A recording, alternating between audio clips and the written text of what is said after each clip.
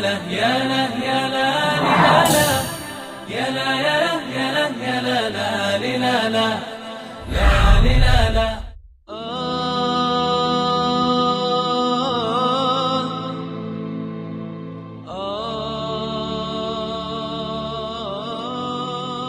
Assalamualaikum warahmatullahi wabarakatuh. Mga mahal namin mga magulang at mga kapatid, pagpatuloy natin ang ating programa, Ang Mensahe. Na ang mensahe ko sa araw na ito, tulad na sabi kanina, ang mga karapatan ng mag-asawa. Na nadiskusan natin kanina yung mga karapatan ng asawa, yung sa mga financial, financial rights. So, ang isusunod natin na pag-uusapan ay ang non-financial rights. Ano ba itong mga non-financial rights ng asawa? Una, yung fair treatment of co-wives. Then, pangalawa, kind treatment. And then, pangatlo, not harming one's wife. So, itong fair treatment of co-wives, ibig sabihin, parihong pag-treat sa kanyang mga asawa. If in case na ang lalaki ay mayroon siyang 2 asawa o mayroon siyang 3 o 4 na asawa, kailangan sa kanya ay pariho ang kanyang pag-treat sa kanila. Na one of the rights that the wife has over her husband is that she and her co-wives should be treated equality if the husband has other wives with regards to the nights spent with them, spending and clothing. Itong mga bagay na ito, kailangan pariho ang pagbigay ng lalaki sa kanyang mga asawa. Halimbawa, kung isa lang ang asawa, so wala siyang problema dahil isa lang naman yung kanyang asawa. So, diretso lang yung kanyang treatment sa kanyang asawa, hindi na kailangan yung ano pa na pag-adjust na tulad ng halimbawa 2. So dapat sa mga lalaki o mga husband na mayroong 2 asawa, ingatan nila ang mga sitwasyon na ito. Although pinayagan tayo ng Allah na makapag-asawa ng 2, 3 o 4, ngunit kailangan maintindihan natin ang mga rules and regulation sa pagkakaroon ng 2 o mahigit pa sa isang asawa, na kailangan sa kanila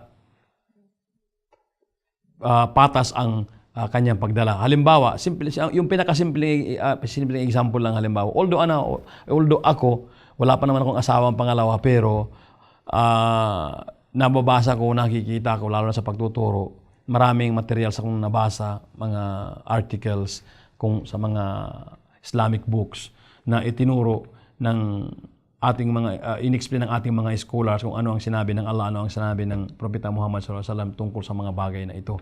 Kasi marami tayong mga brothers na nagkakaroon nga ng 2 asawa, pero napakagulo ng buhay ng pamilyang ito. May iba dyan, may 3, ang iba mayroong 4. Napakagulo. Although nagawa nga ng lalaki, alhamdulillah, nagawa niya yung sunnah, and then na iligtas niya yung mga ibang babae na, ibig sabihin, yung ibang mga babae na instead na magkakasala, ay alhamdulillah dahil sa pinakasalan niya, then nailigtas niya doon sa posibleng masamang mangyayari. Ngunit ang problema naman ay nagiging magulo ang kanyang buhay at yung buhay ng mga babae dahil sa hindi alam ng lalaki kung paano niya ititreat yung babae.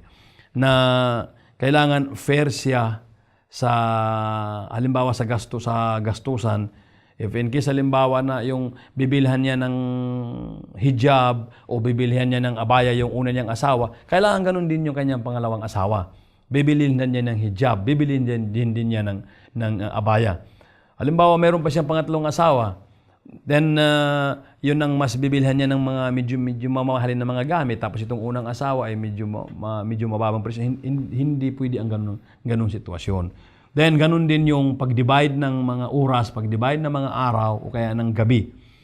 Kailangan halimbawa yung unang asawa nandun siya isang gabi, kailangan din dito sa pangalawang asawa niya, may isang gabi. Kung 2 gabi doon, kailangan din dito mayroong 2 gabi. Kung 3 na yung asawa mo, so kailangan i-divide mo rin yung time mo. Kailangan matututo kang mag-adjust nito.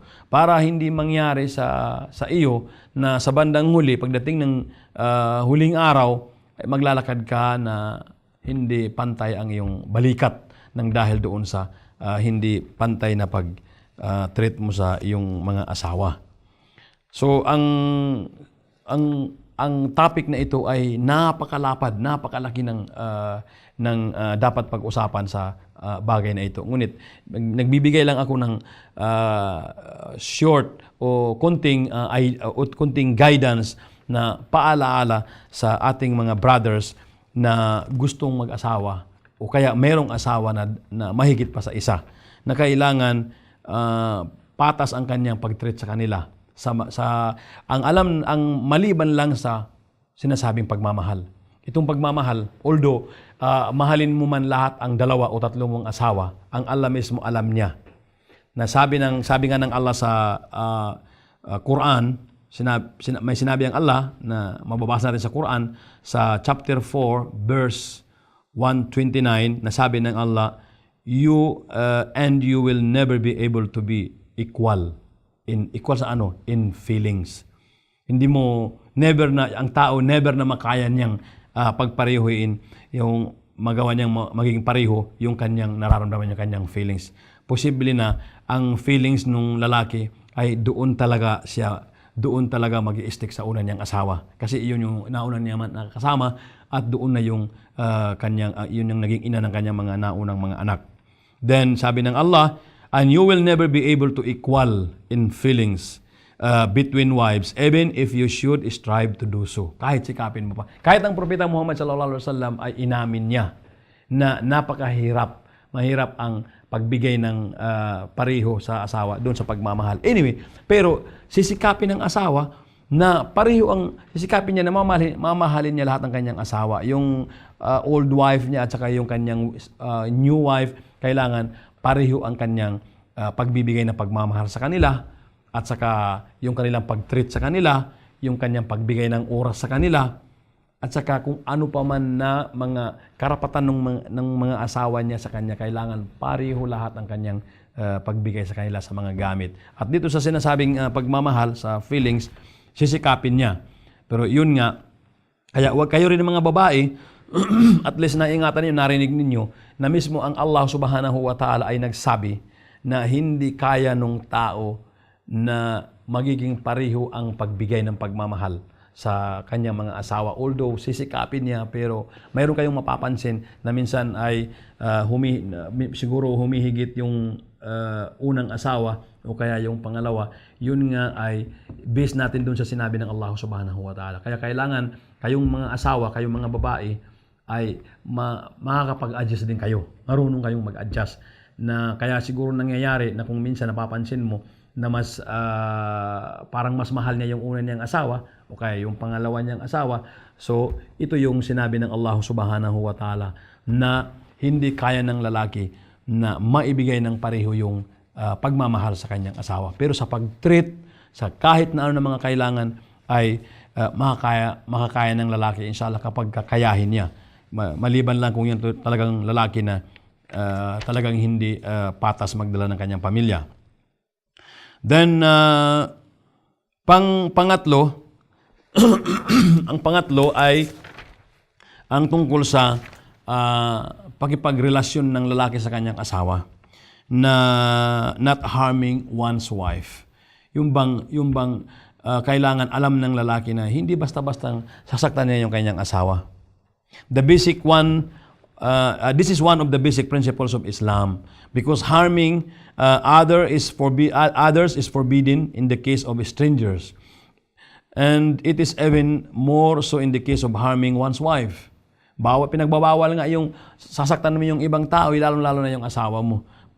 Kaya dapat maintindihan ng mga lalaki, hindi yung basta-basta na pag nagalit siya, diretso na niya, sampalin yung asawa niya, suntukin niya, bugbugin niya. Asawa mo yan na ang dapat sa iyo ay mamahalin mo siya. Yung asawa mo, nung pakasalan mo siya, ay nagiging ama na yan sa iyo. Ipinagkatiwala sa iyo. kullukum ra'in wa kullu ra'in mas'ulun an ra'iyatihi. Lahat kayo, sabi niya, ay pinagkatiwalaan. Kayo ay nagiging in charge. So in the day of judgment, tatanungin kayo ng Allah sa doon sa ipinagkatiwala sa inyo. So ikaw ngayon na husband, lalaki, ikaw ngayon ay pinagkatiwalaan sa iyong asawa. Then yung babae naman, ganun pa rin siya, pumasok pa rin doon sa ganung obligasyon na siya naman ay siya ang pinagkatiwalaan ng kanyang asawa sa kanyang bahay at saka sa kanyang mga anak. Iba na, pag-uusapan natin yun sa ibang panahon, sa ibang sitwasyon. So, kailangan sa lalaki na mahalin niya ang kanyang mga asawa. Hindi yung basta-basta. Mayroon akong na-encounter nitong bago pa na mismo yung mag-asawa pumunta sa akin dahil ang lalaki ang nagrereklamo, pero sa totoo, sa napansin ko, siya ang medyo mayroong problema. Kasi ang ginagawa niya, mayroon siyang dalawang asawa, na ang kanyang unang asawa ay nandun sa kanyang mga magulang nakatira at ang pangalawang niyang asawa ay nasa ibang bahay, nagrenta siya ng ibang bahay. So, napapansin ko, nung mag-uusap sila sa harapan ko, ang sabi nitong babae, ang oras mo ay palaging doon na lang sa pamilya, doon sa mga magulang mo, sabi niya. Pupunta ka sa akin, halos 2 oras ka lang sa akin, pagkatapos doon ka na sa pamilya mo. Ito namang lalaki, galit na galit, halos sa harapan ko, halos susuntukin niya, halos sampalin niya. Nagsumbong sa akin yung babae, sabi niya, kung makita mo lang, ustad, ang itsura ko, dahil yung babae nakatakip, kita mo lang itsura ko, sabi niya, ay binubuga ko, sabi niya kahapon. Nung tanungin ko naman ang lalaki kung ano ang dahilan, ganun daw, pagdating niya sa bahay, maraming nagreklamo yung babae, so agad-agad naman siyang nagalit. Dapat hindi ganito eh. Kung analyze natin, kaya nga nagrereklamo yung babae dahil sa 24 hours, 2 o 3 oras lang yung binibigay ng lalaki sa kanya. Siya second wife siya. Doon yung lalaki umuwi sa kanyang mga magulang at sa kanyang unang asawa. And then, yung lalaki busy din siya ng trabaho. So, ang both side dapat mag-intindihan sila. Ang problema sa lalaki, pag nagreklamo yung asawa niya, kaagad-agad na lang niya sinasampal, agad-agad na lang niyang sinasaktan. Sa pagkakaintindi ko, dapat ang asawa natin ay mamahalin. Hindi natin sila kalaban. Ang asawa ay hindi kalaban. Ito ay partner ng buhay mo. Dapat ay mamahalin. Yun ang dapat ilagay ng lalaki sa kanyang isipan. Maging isa man o 2 o ilang number yung kanyang asawa, kailangan ilagay sa isipan niya ang asawa ay dapat mahalin, hindi bubugbugin o kung ano pa ang sasaktan. So, dapat ay tandaan natin ito na dapat nating gawin sa yung mayroong mga pamilya. So mga magulang namin at mga kapatid namin, kami po nagpapasalamat sa wala ninyong sawang pagsusubaybay sa programa natin ito, ang mensahe, and ang Allah ang magbibigay sa inyo ng gantimpala. Assalamualaikum warahmatullahi wabarakatuh.